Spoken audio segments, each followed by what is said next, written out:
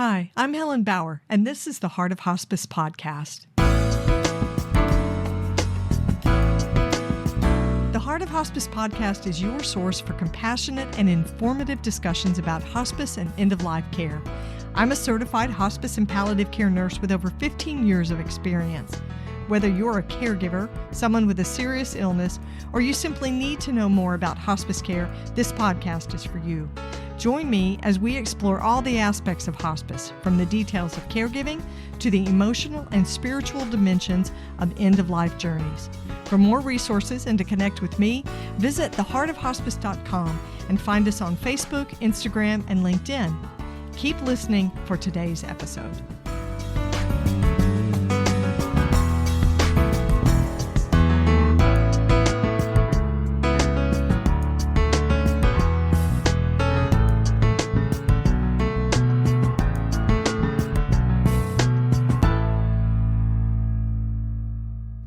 This is the Whole Care Network.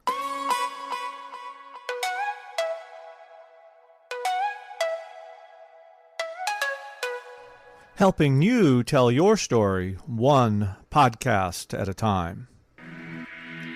Content presented in the following podcast is for information purposes only.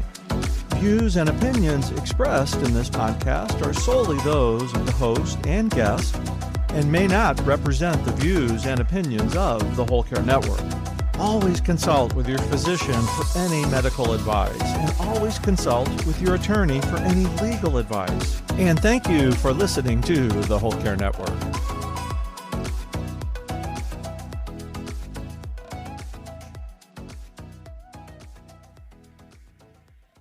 Today's guest is Doug Simpson, end-of-life doula and the Executive Director of INELDA, the International End-of-Life Doula Association. My guest today, Doug Simpson, is the Executive Director of INELDA, an organization whose mission it is to encourage the presence of end-of-life doulas by normalizing death, dying, and grief through conscientious education and stewardship, and by fostering community and advocacy. Doug trained with INELDA as an end-of-life doula in 2018, and it led him eventually to being the executive director in 2022. He collaboratively leads a dynamic team of staff and educators who are committed to ensuring an accessible, equitable, and compassionate death care system. As a doula, Doug has supported family and friends through chronic disease and sudden death.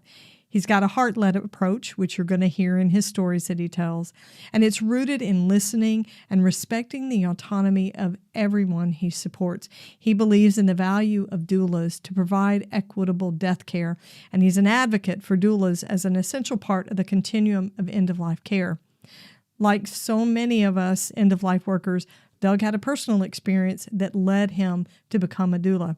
He and I explore the topic of medical aid in dying and talk about how a doula can assist the patient and family when MAID is being utilized. Doug shares some personal stories that show how his knowledge about death and dying grew through his work at INELDA. He details the missions and the goals of INELDA as part of our conversation, so you'll hear about all the support and resources and courses that they offer. You can find INELDA at their website, enelda.org. It's INELDA.org. So stay with me for this great conversation. There's a lot to learn.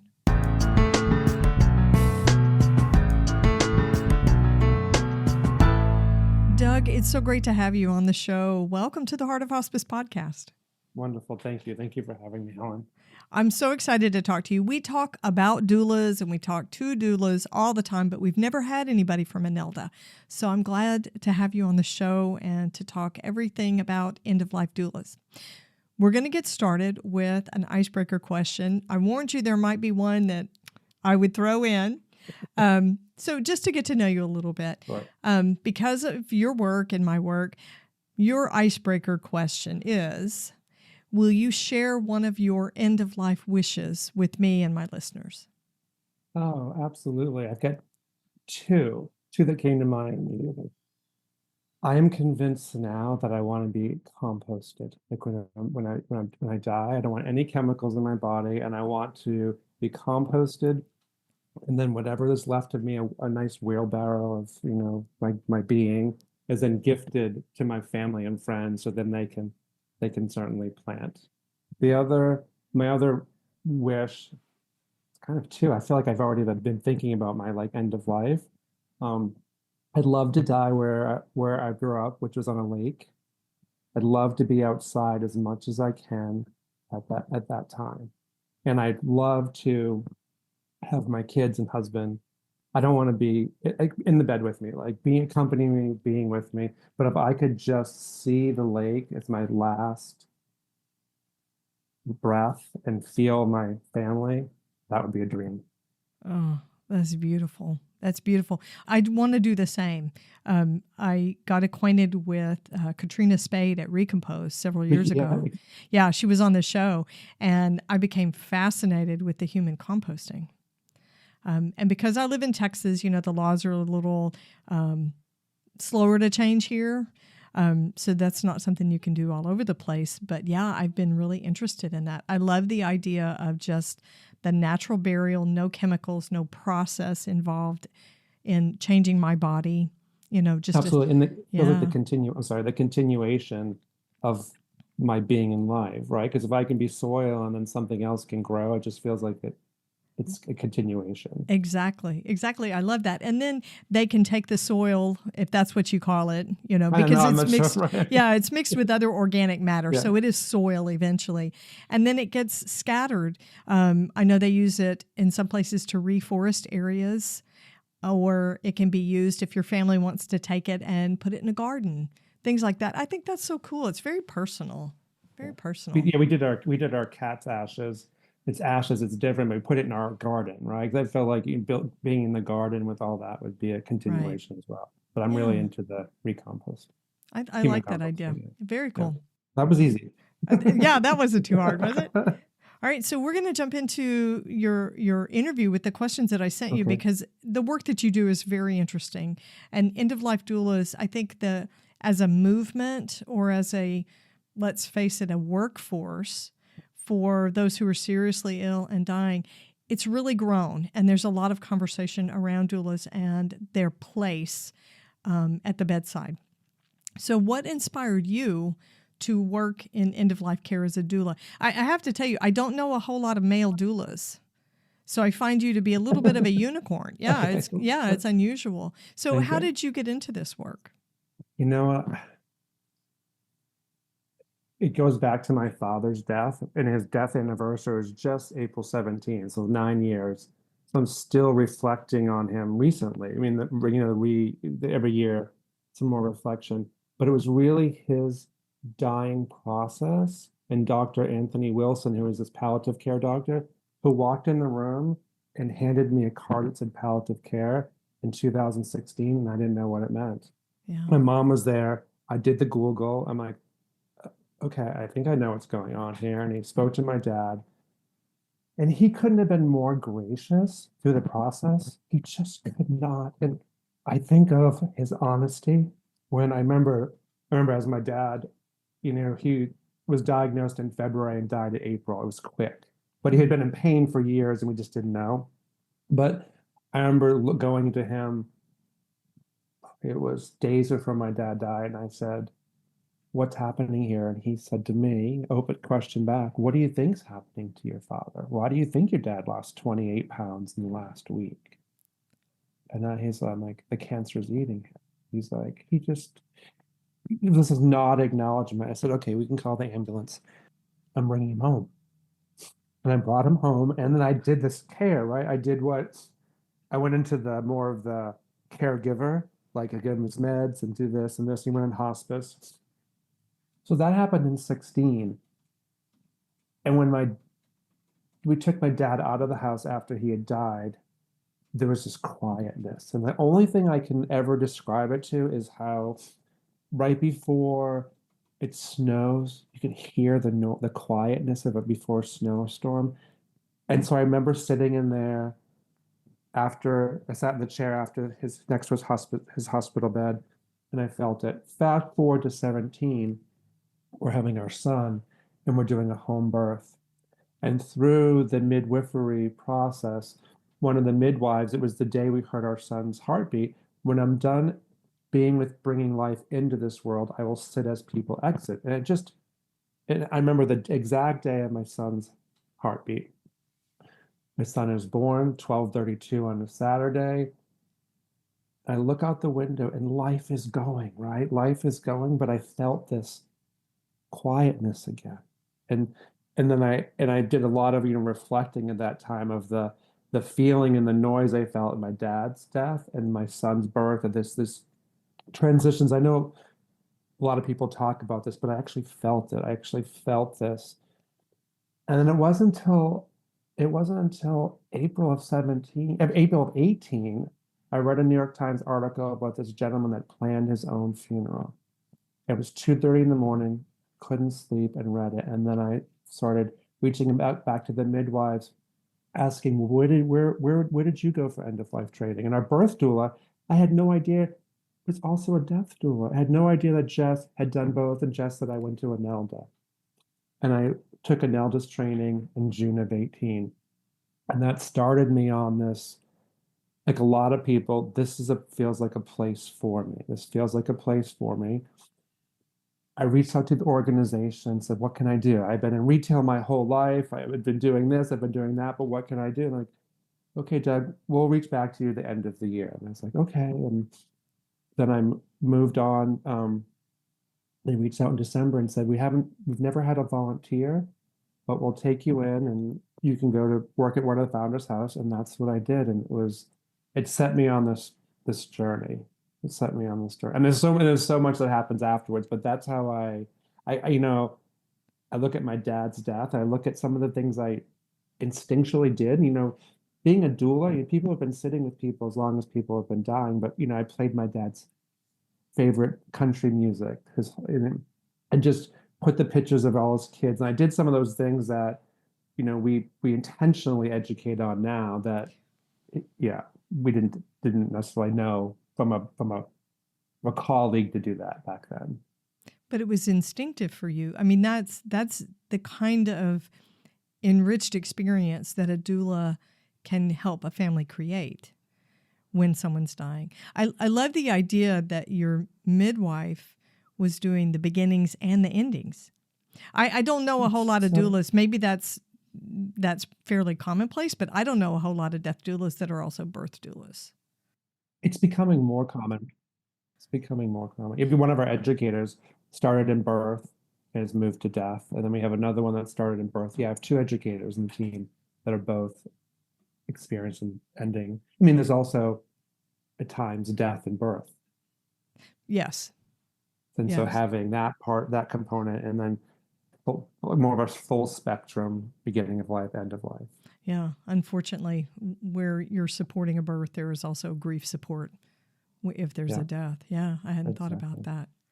It's amazing. I think your story parallels a lot of doulas and end-of-life workers' stories about how we brush up against it personally, and then we realize this is what I want to do. This is sacred. This is moving. It's incredible, and I want to be part of it.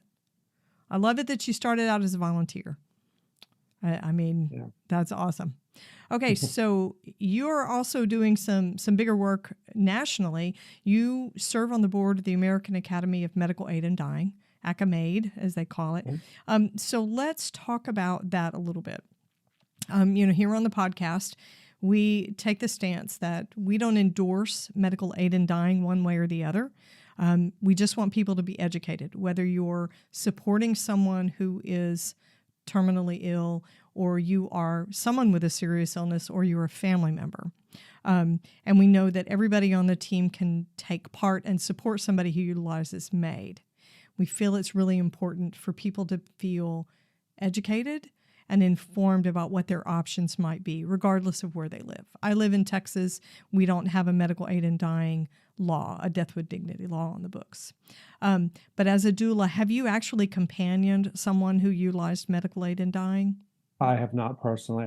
My mentor has several times, and even other individuals I know, even on our team, have mentored individuals that have chosen to use medical aid and dying. When I think of the space for doula in this, right? Where does a doula show up in this space? It really, to me, it's no different than any other choice. The choice can be more controversial, right? Or the option they're Right. choosing, but it is the dying person's choice. And then how does the dying person navigate to that choice, right? They may have questions, and so having the doula to be able to answer those questions or provide resources, meaning directing them to the ACAMATE has now changed to the Academy in Aid in Dying Medicine, so it's AADM .org. It's been just a recent change in the last month. Um, and more importantly, it's how do you support the circle of care at this, if this choice doesn't resonate with somebody's culture or belief in the family, how can you be present as a doula and listen and provide a space for that conversation? But still, it's the dying person's choice.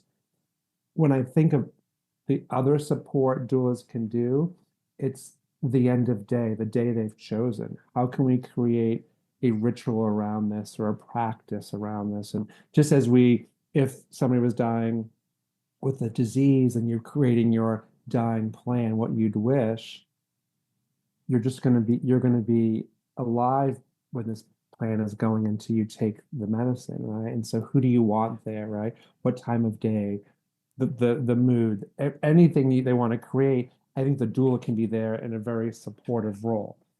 One of our colleagues in the organization, her mother chose medical aid in dying and having support. And then in her story, she didn't have support initially, but when she did receive support, she could move back into the daughter role, right?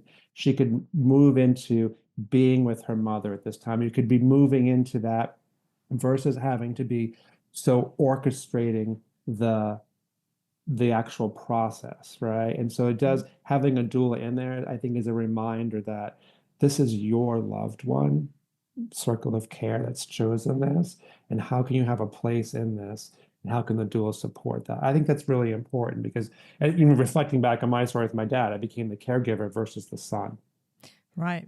right? And so if somebody chooses medical aid, and here at INELDA too, we believe everybody should have options, right? It's just an option for individuals, and given that choice, and we know where people live or the land they live on, some options are limited and some people have more options. And so as a doula, letting them know what the options are and then allowing them to certainly make the choice. Absolutely. Well, and in the support that the doula is offering, there's grief support and bereavement support. A lot of doulas continue to follow with families and provide that after a death. And I have read that oftentimes family members of someone who has decided to utilize medical aid in dying, their grief is a little bit different. And sometimes they feel some stigma attached to it, some shame, very similar to suicide. Mm-hmm. Someone who's died by suicide. And so a doula can provide that extra support. The other thing that strikes me with what you're saying is I think healthcare workers struggle with this end-of-life family member, just being an end-of-life family member and an end-of-life caregiver, and getting rid of that healthcare professional role. Because I know I do. When I go somewhere with my mother's 92 and she has dementia, when I take her to the doctor's office, I really have to dial it back and let her voice be heard, because I want to okay, what medicines is she taking and what's the schedule and what are those interactions? But I think it's really hard for us to step back and just be people.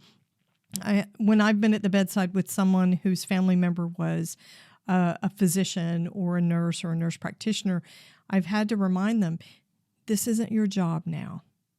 This is why you have the other people to do this, because being the daughter, the spouse, the son, the brother, that's your job now. Mm-hmm. That's your job. And that you can lean into that because you've got the extra support. So with a doula at the bedside, don't you think it makes it easier for us to drop some of that added caregiver burden and just be present for what's happening? 100%. I think some people also lean into it as a way to, anticipatory grief. That's their comfort space. And so Right. having conversations even prior to getting to that place allows them really to be present. And, specific with medical aid and dying, you know, I reflect back often about this. My brother never made it to see my father's last words. He was flying in that day, right? So my dad was getting in bad shape and he should fly in. He flew in, they got in. So he missed his last words. And then my dad passed 6 hours later, died. With the medical aid and dying, I've only learned this secondhand or relate back to it is today's the day, right? If I pick July 8th, right? There's planning, and then somebody chooses to say goodbye. It feels like you don't leave a lot of missed opportunities. There almost have to be intentional. You intentionally chose not to say goodbye. You intentionally chose not to reach out. It wasn't like my brother was flying in and this anxiety of like, he didn't make it. And then you live with that, right? I just feel like there's a gift in there somewhere when somebody chooses that to have some potentially different type of closure that wasn't necessarily cut short because of your last breath. Yeah.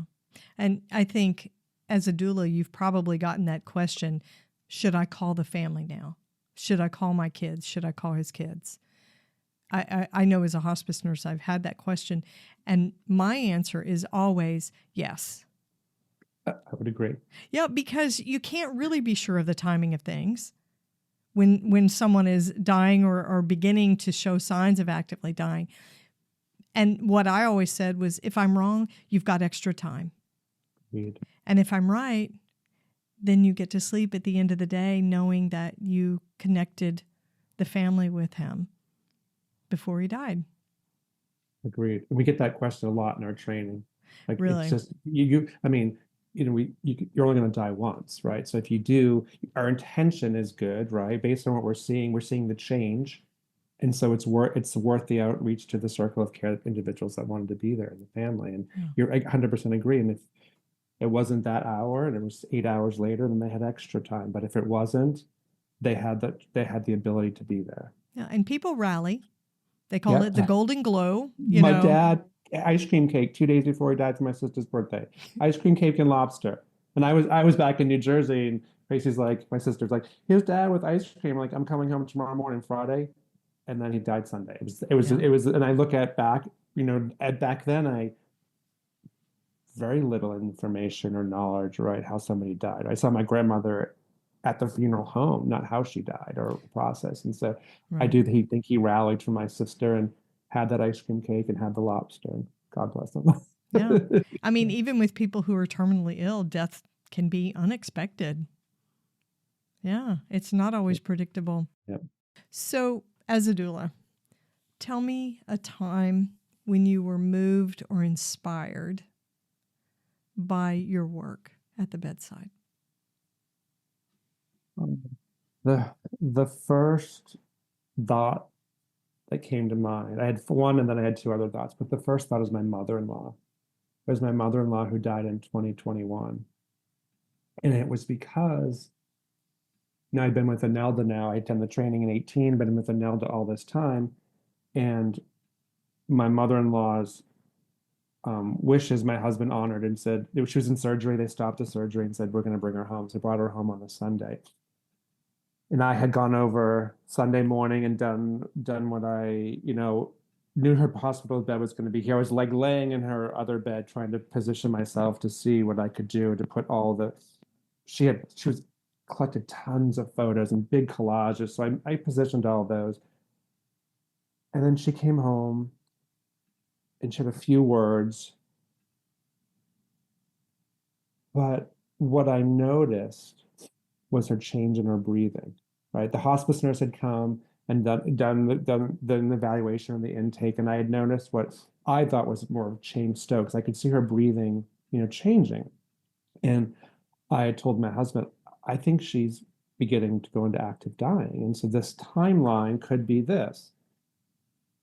And I'm like, it's worth calling the hospice nurse. He called the hospice nurse. No, it's impossible. It's impossible. I'm like, okay, I said, I could be wrong, but, and so the hospice nurse did come and said, okay, she's had a significant, from Sunday to Tuesday, it's a big change.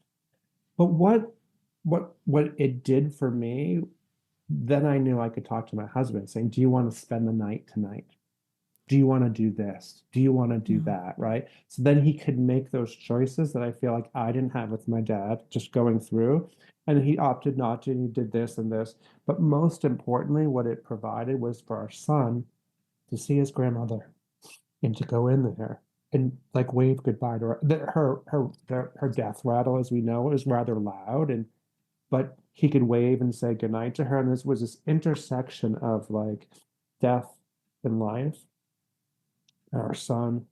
And the other thing I'll share from a very personal story is we were having our second child, and we had through surrogacy, and it's like you can't celebrate until like this happens and this happens. And then we had gotten the heartbeat on Tuesday. And knowing she was now in active dying, we opted to tell her that she was going to be a grandmother again to a little girl. And so I'll never forget the juxtaposition of her chest rising and the noise and us playing this video we had gotten of her daughter's heartbeat and the juxtaposition there. I carry it with me. I'm sorry, I carry it with me. And then she died Thursday morning. We did this Wednesday afternoon and she died Thursday morning. And so I share the story because I had so much more education in 2021 than I had in 2016, so that I could, at a reference point, to make decisions. And I think that's what I strongly believe inspires me today in the professional part of my job in running ENELDA, the education, right? We can make really good choices because if we hadn't known active dying, okay, we'll go home. It was really important for us to know that she was going to be a grandmother again. We could make those choices. So I still feel inspired, from that really personal experience. That's perfect. Beautiful, beautiful. Well, It's amazing how close birth and death are related. It's striking, isn't it? it's very striking. And our little daughter, I said to my husband, I said, have you told your mother she ran someplace? And somehow her spirit and parts of her spirit are in our little daughter now. I just Yeah. like, it was no surprise that she died on Thursday morning. It just wasn't. It just wasn't. And but that's the inspiration, right? From the knowledge in those moments that I was saying to my husband recently, now we know what your grandmother went through raising your mother. I love it. The Yeah. circle of life. Yes. Awesome. Awesome. Yeah. So I Yeah. want to talk more about ENELDA because obviously you're so passionate about the work to the point where you have made this your career and it's part of your mission as an end of life worker. What kind of support does ENELDA, and let's talk about what ENELDA stands for. What kind of support do they provide for doulas, and what are you guys providing for the public? So INELDA stands for the International End of Life Doula Association. So it's a big name. And when we look at our priorities, right, and our mission is to encourage the presence of end of life doulas, right? And how do we show up and do that? So when I look at the doula journey, right, we have our training, right? That's one piece of what we offer the doula. We offer them now a reiterative process. We've tried to move out of this checklist of somebody's dying, you sum up and plan with them, and then you sit vigil. It's more of a principles of your own self-awareness, the autonomy of the dying process, and how do those inform you? And how do those inform you? So you can keep leaning into those, which is a real shift in our approach and how we show up. So they have that to lean into, but more importantly, individuals come out of our training, and what I learned is that there are a lot of steps from training to sitting bedside or supporting somebody. There are a lot of steps somebody needs to take from coming out of our training and starting their own private practice, coming out of our training and moving on to the certification of somebody decides. And so how do we fill that gap, and how do we walk alongside as we do a dying person? How do we support the doula? And what we now offer is we offer something called a community of practice. And so it's a space to come back, and it's an extension of our training where we do scenarios, and you may be role playing. And so it's an extension of coming back to give you, if you're feeling I'm not yet sure how to make the first step or do something, it's additional spaces. You can come monthly and we can talk about scenarios, and you can be in partnership with other individuals. So there's a continuation of this learning piece. We also offer peer mentoring. So these are individuals, or more, I would say, more experienced doulas that are actually sitting, and they have a real case that they're bringing, and they want some, input from their peers. And what we learned is individuals coming out of training, there was a hesitation to jump into these more experienced doulas because they weren't actually sitting bedside yet. So we created the community of practice. There's definitely the peer mentoring. And what we'll have by the end of the year will be individual mentoring for doulas. We get a lot of requests for like an apprenticeship. Like, how can I potentially talk to Doug 3 or 4 times? How can I talk to a certified doula? So we're looking to connect individuals there. And the other thing we'll launch this year is a reprocessing. As doulas, we see a lot of loss. And it's part of the storytelling. Where can doulas come back and talk about the losses they had this quarter, or their loss, and how it's another supportive self-care for the doula. But then I feel like we round out the doula's journey, right? And we do have an emotional support center that is offered. We have a social worker on our team that can offer emotional support too, if it's more than the reprocessing, or more that need additional support. And so from a doulas, we have this. I think we're really trying to structure out how we support them from the moment they sign up. They're death curious. They want to be a doula. They have been doing this work and didn't know what it was. To come through the training, go through, and experience loss, and keep going around. We also offer. We have continuing education. We offer a certification program that will be a year-long certification program. Now we've got the webinars. I think that's kind of rounds out our program for the doulas. And when I look at the public outreach and support, right, we have a robust newsletter that comes out monthly about death care. We've got 2 articles in there. We've got self-care in there. We've got resources in there. So that's something that goes out every month, with a breadth of information that goes in there for somebody that's receiving. And I use the word death curious, right? They want to support this better death care or something. So we've got that. We also have our directory, right? Our directory of looking for a doula. Family of public is looking for a doula. Our directory has individuals where you can search by state. You can search. There is for webinars. If you're a member, you get monthly webinars. If you're not a member, it's a very small fee to join these monthly webinars. And we have a membership program, and part of the membership program is community meetups, and so we meet monthly, and so really based around community. So can we touch back? I want to make sure that we highlight the directory that you guys have for our listeners that are caregivers, that are, as you say, death curious, folks who are having to consider hospice either for themselves or for somebody that they care about, and they're interested in finding a doula. The directory actually lets you search in your area, doesn't it? Yeah, so you can search.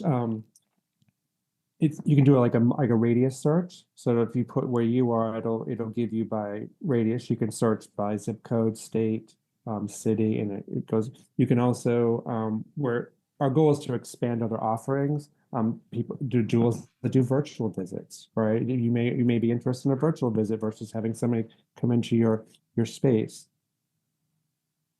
And then we do each in the directory too. Each doula is giving a little bit to talk about who they are and the services they provide, how they provide them, and what they provide as well.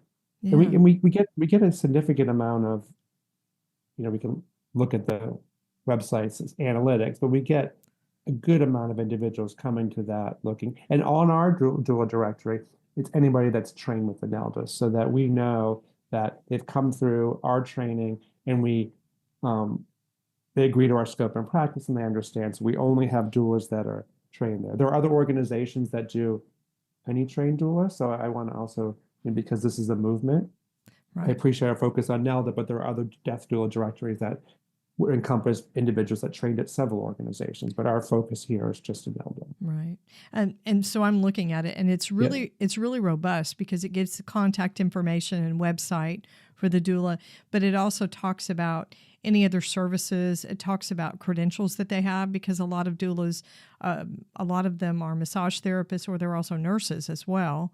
And then it talks about the service area where they will be serving, their community. So you could find one that's in your area. It's very cool. I really like the directory. I think it's a huge, huge asset on your website. So when it comes to working with someone, a client, we say patient in nursing, but for you guys, most of the time it's a client. What's your favorite part of doula work? If you can choose one thing. Well, the word that comes to my mind is the natural beauty or honesty of the death and what that death brings forward. Right. I mean, this has lived my experience, right? I know some people call a good death a bad death, right? I'm not going there, but I'm focusing on the raw emotions that can be shared, that no longer necessarily have to be like kept secret or not spoken, right? There's a true honesty in that space and you do tend to see a lot of dying individuals sharing emotions or things they haven't shared, right? So there's also a sense of urgency around that. But what's I feel like it's based in honesty, right? This is how I honestly feel, and I want you to know this, right? And you see from Circle of Care also in that moment sharing, right? And so there's the real genuine honesty in that space that I think is untouchable. And in the dying person may not decide to share either, but then they're being honest to themselves, right? So it still goes back to me in a very honest space that think about my uncle when he was nearing his life and just sharing, right? He was just sharing deeply how he lived this and can't do this anymore. And it's like there's this he had a really personal reckoning with his end of life coming. And so I just really appreciate that in the space. Yeah, that's a beautiful thing to witness. It's like a shedding. There's no room to carry and no time to carry secrets and things that have been unsaid. And there's no judgment, right? Because in that moment, if sitting there, right, it's how this person feels, right? Who am I to judge? Right, and you get to do this. Yeah. Amazing. Yeah. So when it comes to your doula work, what do you find challenging? What challenges you the most personally? Two things come into my mind when you ask the question. I've come, most of my life being in operations in the fixer, right? Fixer. This is not a place to fix anything. This is not the fixing place. No. This is not the fixing place. And really that was like when I took INELDA's training in 2018, I was like, crash. Okay. This was a moment that I really had to spend time with, right? And really understand that these are not my choices, right? And I'm here to accompany. So that I think always resurfaces, I think it's natural, right? I do some self-reflection, but what I'm reminded of, right, that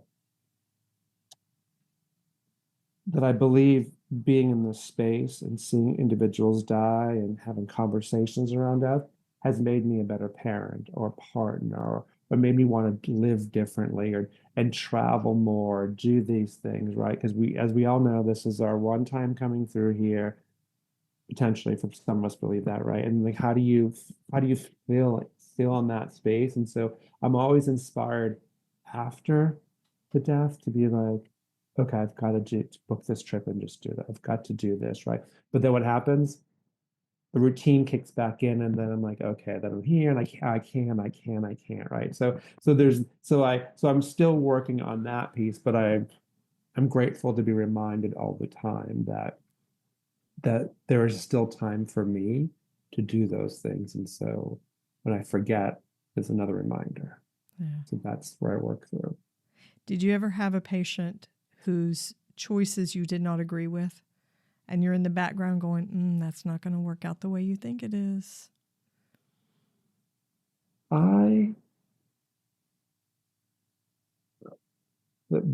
Somebody came to mind when you said that, and I was really, and I'll share the individual was a family member, which makes this even more complicated to provide this type of care. Right? This individual had a secret he wanted to tell me. And, and you sat me down and I was trying to be really present, I didn't want notes, and he was talking and he'd have a beer with me, have another beer with me. I'm like, okay. And we're talking and he said, and you do what you want with it, Dougie. And I was like, oh, snap. Yeah, snap, right. And then, well, you can tell your mother if you want. Well, it'd be very different if my mother wasn't my mother and I was providing care for somebody else. Because then if he said, "Oh, you can go tell my daughter-in-law, my sister-in-law," absolutely, it would be very different, right? So in that story didn't work out the way that they wanted. I honored their wishes by doing what I thought was right, but I had a big learning. I took a lot of that on, and after his death, I shared the secret because I thought that was right. But the response I got from his grandchildren was not what he had hoped. Yeah. Going back to your original question, right? He was sharing this information from a really loving place that he wanted his grandchildren to know these things. And then it didn't work out. That was not the emotion that it elicited from them. It didn't. Yeah. And in the moment, I was very, very interested in honoring what he wanted. This is early on. This was 2019 after I trained. And in hindsight, I might have asked different questions to him or asked him to have that message. But this has been a learning, right? But it did resonate in my head at the time. That thing that goes off in your head or my stomach, like, is this? Yeah, okay? the little red flag, and you're like, that's probably not the best choice. I'm not sure. I'm definitely not telling my mother. I didn't tell her. Well, he gave you the option. He gave you the option not to. I told her the day of the funeral. So I told her the day of the funeral, but did not tell her before when he was still alive. Well, and we learn from every patient, every client and family member that we work with. But when we're working with our own families, that's a different sort of learning curve. And I think you can't sit in that situation unbiased, for one thing. 100%. Right? You can't be objective in that. So, yeah. But I think we've all done it. We've had patients that choose not to employ pain meds for whatever reason. It goes back to this concept of a good death. And the rule is we don't get to decide what a good death means for anybody but ourselves. Agree. Yeah. Which is really hard to do when you're a fixer. But that is, all my edges of fixing have been worn down. They're rubbed down now. Right. It's like a river rock. You get smoothed. Yes. The water eventually wears you down to where Yeah. So you understand you don't need to fix, you don't have to fix, and it's not your job to fix. Yeah. And that's okay. Yeah, 100%. Yeah. I think I know with nurses, probably social workers too. Well, and chaplains. Yeah, I think everybody on the hospice team. We want to make it easier. We don't necessarily have to fix everything, but we definitely want to make it easier. And a lot of times we know how to make it easier. But the human fact of it is that we are coming into situations where people are dying, and they've lived an entire long life, and they've had all these relationships, however dysfunctional, before we even come into the picture. So it's definitely not our job to elicit any sort of big change. Exactly. And Maria, my colleague had a client who felt he had done some wrong in his life and therefore opted not for pain medication because that was part of his It's like a penance. penance. He needed to suffer. Yeah. Yeah. And of course, my colleague seeing him suffer, but it was his choice, right? It was Right. his, It was and that's something he hard. desired. Yeah, that was his Yeah. version of a good death. Yeah. Yeah. I have seen that before too. And sometimes it's not about suffering. I've seen older men that have done that because it's a persona. They have felt strong and very masculine their whole lives without needing help for things. So they felt that having pain and receiving help for pain was a sign of weakness. Weakness. Yeah, I would agree. Yeah. Interesting part of our work. So if you were talking to someone who was considering doula work, what did you call it? Death curious or doula Death curious? curious, yeah. Death curious. What guidance would you offer and what would you tell them? I think it falls off of what we just talked about, right? I would certainly lean into what is calling you, your feeling, your emotion, because we know people come to our training death curious. They saw what they thought was a really good, beautiful death, and they want to continue that, or they experienced what they thought was a bad death for whatever reason they may, and they want to fix it, right? And so my advice is lean into what's driving you to provide care, because as we know, we have a dying population. We need more individuals being with people at end of life. But then you have to go into the self-awareness, right? That like the self-awareness of going back to like you cannot show up with an agenda, right? If you are, we've had people that are very religious that want to bring people to this person or bring somebody to this God or something, right? And then they're showing up with their agenda. And so how do you I'd say lean into what's motivating you, right? Because providing end-of-life care can be really rewarding.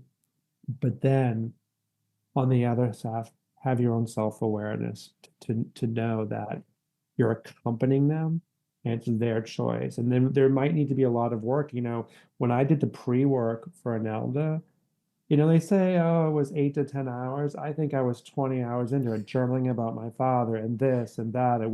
Because when I'm showing up, I need to know that the person that's dying is not my father, right? It's not my grandfather. And so that's the work. My guidance would be lean into the passion you're feeling or the calling you're feeling, but then take the time to do the self-awareness to know that this won't be you don't get to choose this stuff. You don't get to choose these people's final days and lives in their lives. That's great advice. Great advice. Okay, so where can my listeners find INELDA and engage with the resources that you guys are offering? Wonderful. We're at www.inelda.org. So our website. And when you come into our website, depending, what you're looking for, if you're the death curious person, I want to learn more about what a doula does, we have a section about that. If you're interested in taking the next step, we've got training, we have events on the website, we have our webinar events, we have all the resources I talked about earlier.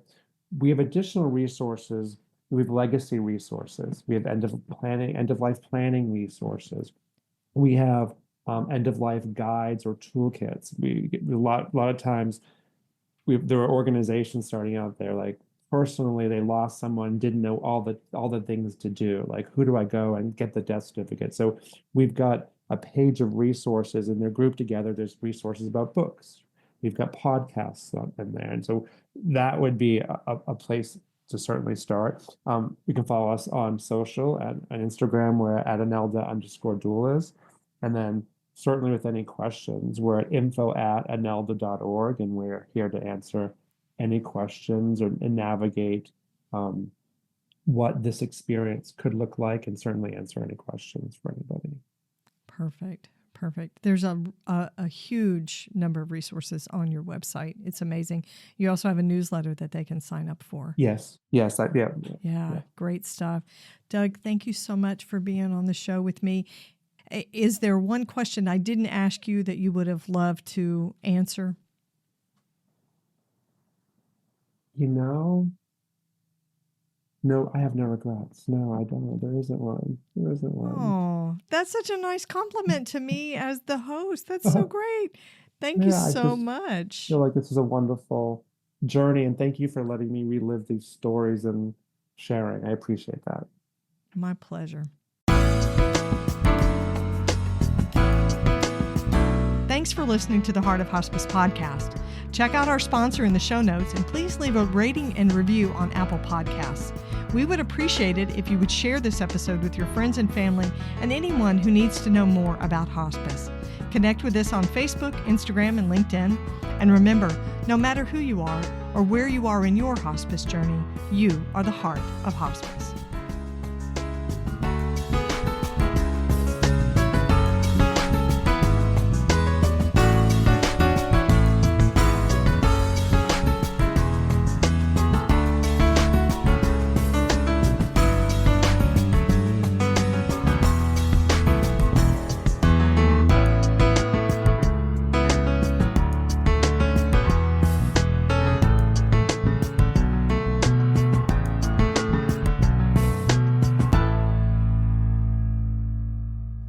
This is the Whole Care Network.